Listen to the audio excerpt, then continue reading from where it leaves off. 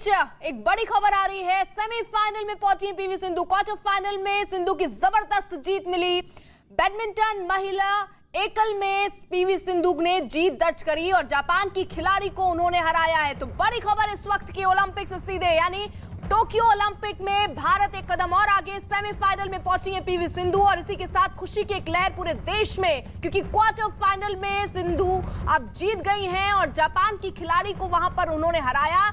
एक शानदार जीत रही उनकी। अमृत, इस बात को हम कह सकते हैं, जिस तरह का गेम दिखाया पीवी सिंधु ने दोनों सेटों में शानदार रही हैं। और जैसा कि हम जानते हैं कि जापान के जो खिलाड़ी हैं वो वर्ल्ड रैंकिंग में नंबर 4 है, पीवी सिंधु नंबर 6 है, लेकिन उसके बाद भी पीवी सिंधु ने कहीं से भी किसी भी सेट में, पहले सेट में तो उन्होंने वन साइडेड खेला, लेकिन सेकंड साइड में टफ फाइट, एक बहुत शानदार मुकाबला देखने को मिला। लगा कि हाँ, ओलंपिक गेम्स में एक दो बड़े चैंपियंस एक दूसरे के सामने खेल रहे हैं और जिस तरह की रैली चली, जिस तरह का गेम हुआ, वाकई काबिल तारीफ है। और कहा जाए कि शुरुआत से ओलंपिक में हम देख रहे हैं कि जो महिलाओं का दमखम है वो देखने को नजर आ रहा है। चाहे हम मीराबाई चानू की बात कर ले, हम उसके बाद MC मैरीकॉम का बड़े दौर खत्म हो गया हो, लेकिन लवलीना की हम बात कर ले, कल पूजा रानी का मुकाबला है, लेकिन पीवी सिंधु जो कि गोल्ड मेडल, मैं कह रहा हूं गोल्ड मेडल, जी हाँ, वो कह के गई थी यहां से कि मैं सिर्फ गोल्ड के लिए जा रही हूं, मैं पदक जीतूंगी, रंग बदलूंगी। सिल्वर मेडलिस्ट वो ऑलरेडी है हमारे पास, रियो ओलंपिक में उन्होंने जीता था। उसके बाद उनका दावा यह है कि गोल्ड से नीचे उनको कोई कुछ पसंद नहीं है। तो वाकई जिस तरह का गेम चल रहा है, बस 2 गेम और उसके बाद पीवी सिंधु का जो सपना उनका है, जो भारत का सपना है गोल्ड मेडल जीतने का, वो साकार होता नजर आएगा। यानी देखिए, केवल 2 कदम दूर हैं वो गोल्ड मेडल से, अमृत। और ऐसे में कितना टफ मुकाबला ये दोनों मैच, इसको कितने टफ तरीके से देखा जाए, किस तरीके की चुनौती रहने वाली है सिंधु के सामने आके। देखिए, आप एक बात समझ लीजिए कि जो ओलंपिक गेम्स जो होते हैं ना, वो चाहे कोई भी देश हो, कितना छोटा देश ही क्यों ना हो, उसके बेस्ट खिलाड़ी वहां पहुंचते हैं। और यही रीजन भी है कि जापान हो गया, चीन हो गया, कोरिया हो गया, इन सब के बेस्ट प्लेयर्स वहां पहुंचे हैं। और अभी आने वाले जितने मुकाबले होंगे ऐसे ही टफ मुकाबले देखने को मिलेंगे, क्योंकि जो कंट्रीज यहां तक पहुंची है तो उनके बेस्ट प्लेयर वहां तक पहुंचे हैं। तो अब हो सकता हो कि पीवी सिंधु का अगला मुकाबला चाइना के खिलाड़ी से हो सकता है, ये अभी आगे आने वाले मैचेस में सेट होगा। लेकिन पीवी सिंधु का जो मुकाबला सेमीफाइनल का है वो कल ही होने वाला है। कल शाम के तकरीबन मुकाबला होगा, कुछ देर में ये सेट हो जाएगा कि पीवी सिंधु का अगला मुकाबला किनसे होना है, क्योंकि आज जो ये रैली चल रही है वुमेन्स सिंगल्स की, वो खत्म होने के बाद नया ड्रॉ निकलेगा। ड्रॉ में मालूम चल जाएगा कि हाँ, पीवी सिंधु कल किससे सेमीफाइनल खेलने वाली हैं। लेकिन सबसे बड़ी बात जो यहाँ पर है वो ये है कि पीवी सिंधु का जो ठान के गई थी ना, जो जिद उनकी है कि हाँ, ओलंपिक में मुझे मेडल जीतना है। देखिए, सिल्वर मेडलिस्ट तो वो ऑलरेडी है, उन्हें पता है कि ओलंपिक में मेडल जीतने का होप कितना बड़ा होता है, जो उम्मीदें होती हैं वो कितनी बड़ी होती है, दबाव होता है वो कितना होता है। तो उन सबसे वो परे हैं, क्योंकि उन्हें बस एक जिद उनकी जो है वो जिद ये है कि मुझे पदक का रंग बदलना है। और रंग बदलने का मतलब ये नहीं कि सिल्वर से मुझे ब्रॉन्ज जाना है, बदलने का मतलब ये होता है कि मुझे सिल्वर से गोल्ड जाना है। और गोल्ड से नीचे सिंधु को कोई चीज़ पसंद नहीं आ रही है। और जैसा हमने इस मुकाबले में देखा, वर्ल्ड रैंकिंग नंबर 4 जापान के खिलाड़ी हैं, उसके नीचे सिंधु थी, नंबर 6 की खिलाड़ी हैं, लेकिन उसके बाद भी सिंधु के गेम में कोई फर्क नहीं पड़ा। पहला सेट बहुत आसानी से जीती, दूसरे सेट में थोड़ी मुश्किलें आई, बहुत टफ फाइट दिया जापान के खिलाड़ी ने, लेकिन उसके बावजूद पीवी सिंधु ने एक गेम में भी अपने आप को बैकफुट पर नहीं रखा, फ्रंट फुट पे खेली। जो उनकी ताकत है स्मैश शॉट की, जो उनकी सबसे बड़ी ताकत है, जो उनको यहां तक लेकर आई है, ओलंपिक मेडलिस्ट बनी है उसके दम पर, वो उन्होंने आजमाया और वाकई काबिल तारीफ जीत। बिल्कुल, और ये शानदार जीत और एक मुस्कान, एक खुशी देश भर में इस वक्त दिख रही होगी, क्योंकि सबको अब नजरें जो टिकी हुई थी, वो पीवी सिंधु भी उसमें एक नाम जिन पर उनकी सब पूरे देश की निगाहें एक तरीके से कहें तो टिकी हुई थी। लेकिन ना अमृत, जिस तरीके से आप कह रहे हैं रंग बदलना है, ये ठान के वो गई थी, और ये भी है कि गोल्ड होना चाहिए वो रंग। तो जिस तरीके की फॉर्म में वो नजर आ रही हैं, जिस तरीके का मैच आज उन्होंने खेला है, उस फॉर्म को अगर देखें तो कितनी संभावना वो रंग बदलने की दिशा में दिख रहा है। देखिए, एक चैंपियन की जो बॉडी लैंग्वेज होती है ना अर्पिता, वो साफ दिख जाती है। पीवी सिंधु के पहले मैचेस से लेकर मैं अब तक के मैचेस उनके फॉलो करूं तो उनके चेहरे पे कहीं कोई सिकन नजर नहीं आया। हाँ, हालांकि थोड़ी सी थकावट सेकंड राउंड में जरूर नजर आई थी, लेकिन उसके बावजूद मैं कह सकता हूं कि एक बॉडी लैंग्वेज उनका साफ है। जो उनके खेलने का धैर्य है, जिस पैशन से वो खेल रही हैं, जिस पैशन से वो सामने वाले के गेम को टटोल रही हैं, समझ रही हैं कि हाँ, किस तरह से उसकी कमजोरी पर वार करना है। जब एक खिलाड़ी ये समझ लेता है कि उसके सामने वाला खिलाड़ी की स्ट्रेंथ क्या है और वीकनेस क्या है और मुझे किस तरह से खेलना है उसके साथ, क्योंकि 2-3 सेट का मुकाबला होता है। पहला 2 सेट आप जीत गई, गेम आपके हाथ में हो गया, लेकिन शुरुआत की जो पहला सेट होता है उसमें 2-3 पॉइंट्स में प्लेयर एक दूसरे को भाप लेते हैं कि अच्छा, इसकी स्ट्रेंथ ये है, इसकी स्ट्रेंथ ये है। और आजकल इतना आधुनिक ज़माना हो गया है कि हर प्लेयर की कमज़ोरी, माइनस पॉइंट, टेक्निकल जो सिम्टम्स होते हैं, वो चीज़ें प्लेयर पहले से ही वर्कआउट करके आते हैं। और पीवी सिंधु नो डाउट मैं कहूं कि भारत की नहीं बल्कि विश्व की सबसे बेहतरीन खिलाड़ियों में से एक है। मुझे याद है जब हम बीजिंग ओलंपिक कवर कर रहे थे, उसके बाद लंदन ओलंपिक में पहुंचे, हर कोई ये बात करता था कि चीन की दीवार कब टूटेगी। बैडमिंटन में चीन की दीवार ने तो एक कब्जा कर रखा है, लेकिन साइना नेहवाल, पीवी सिंधु, ये दो लड़कियां देश की बाहर निकल कर आई और विश्व पटल से चीन की दीवार को गिराया ही नहीं बल्कि मेडल भी जीती उन्होंने। और इसके बाद पीवी सिंधु ने जिस तरह सिल्वर मेडल रियो में जीता, अब उम्मीद उनसे ये है कि जिस तरह का गेम उनका है, जो एटीट्यूड है, जो पावर है, जो एनर्जी वो लगा रही है, जितना बैलेंस तरीके से वो खेल रही है इस पूरे गेम को, मुझे लगता है कि हाँ, जो उम्मीद है पीवी सिंधु के साथ साथ हम पूरे हिंदुस्तान की कि एक बेटी हमारी बाहर जाए और गोल्ड मेडल जीत कर आए, तो सिंधु इस करिश्मा से सिर्फ 2 कदम दूर है। और पूरे हिंदुस्तान की ये दुआ है, और कहते हैं ना अर्पिता, दुआ में बहुत असर होता है, बहुत वजन होता है। तो उम्मीद यही है कि पीवी सिंधु जब लौटेंगी तो उनके गले में गोल्ड मेडल होगा।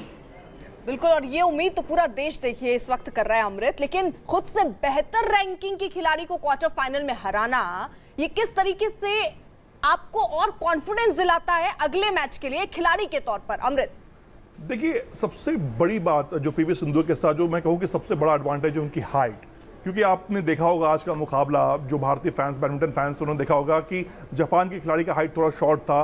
पीवी सिंधु की जो हाइट है वो उनके लिए सबसे बड़ी एडवांटेज है। और जब वो स्मैश लगाती हैं, एक तो हाइट उनकी ज़्यादा है, फिर जब वो स्मैश लगाती है तो उछलने के साथ जो पावर, हैंड ओपन करके पूरा पावर लगाती हैं, तो तकरीबन 7 साढ़े 7 फीट का, एक टेक्निकली मैं टर्म्स बता रहा हूँ, 7 साढ़े 7 फीट की हाइट से वो स्मैश मारती हैं, तो सामने वाला प्लेयर वहीं खत्म हो जाता है। और खासतौर पर अगर सामने प्लेयर की हाइट्स छोटी हो तो, जैसा जापान के खिलाड़ी के साथ देखा कि सिंधु उनके साथ पहले राउंड में खूब खेली जिस तरह से चाहा, हालांकि सेकंड राउंड में थोड़ी टफनेस आई, लेकिन सिंधु को उनका स्ट्रेंथ उन्हें पता है कि हाँ, मेरी हाइट जो है मेरी स्ट्रेंथ है, मुझे किस तरह से बैडमिंटन कोर्ट में खिलाड़ी को नचाना है, अपोनेंट टीम को किस तरह से आगे पीछे भगाना है, कैसे उनकी एनर्जी को ज़्यादा से ज़्यादा एग्जॉस्ट कर देना है ताकि वो सेकंड सेट में जाए, थर्ड सेट में जाए, तो वो इतनी थक जाए, इतनी थक के चूर हो जाए ताकि वहाँ पे वो आकर सरेंडर कर दे। और यही देखने को मिला जापान के खिलाड़ी के साथ। उन्होंने बहुत ही शानदार तरीके से खेल दिखाया, उन्हें राइट लेफ्ट आगे पीछे कराती रही, उनकी एनर्जी को पूरा सोख कर लिया। जब वो जापानी खिलाड़ी एग्जॉस्ट हो गई तब सिंधु ने फिर अटैक किया। हालांकि सिंधु भी उस समय मैं नहीं कहूँगा कि बहुत एनर्जेटिक थी, उनका भी एनर्जी गया, वो भी एग्जॉस्ट हुई थी। लेकिन इस गेम में कहते हैं ना कि आप पहले सेट से आखिरी सेट तक जिसके पास एनर्जी रहा वो इस मैच में जीतता, और सिंधु ने बखूबी अपने हाइट, अपने स्ट्रेंथ का पूरा फायदा उठाया। और मैं कहूँ अर्पिता कि ये वक्त जो है पीवी सिंधु के नाम है। बैडमिंटन के इतिहास में जब भी हम बात करेंगे साइना नेहवाल, पीवी सिंधु का नाम जरूर लेंगे, क्योंकि सिल्वर मेडल रियो ओलंपिक कौन भूल सकता है। सिल्वर मेडल उन्होंने जीता था, गोल्ड से वहां चूक गई थी, तो वो जो एक कसक थी ना उनकी वो रही।